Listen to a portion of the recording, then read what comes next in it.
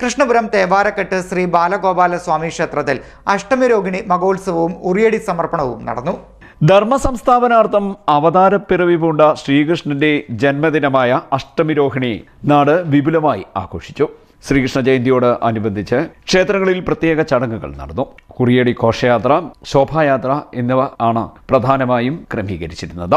തിരുവിതാംകൂർ ദേവസ്വം ബോർഡിന്റെ അധീനതയിലുള്ള കൃഷ്ണപുരം തേവാരക്കെട്ട് ശ്രീ ബാലഗോപാല സ്വാമി ക്ഷേത്രത്തിൽ അഷ്ടമി രോഹിണി മഹോത്സവവും ഉറിയടി സമർപ്പണവും വിപുലമായി സംഘടിപ്പിച്ചു. പ്രഭാതഭേരി, ഉഷപൂജ, ഗണപതി ഹോമം എന്നിവയ്ക്ക് ശേഷമാണ് ഉറിയടി ആരംഭിച്ചത്. ക്ഷേത്രത്തിൽ നടന്ന ഉറിയടിയിൽ നിരവധി ഭക്തജനങ്ങൾ പങ്കെടുത്തു.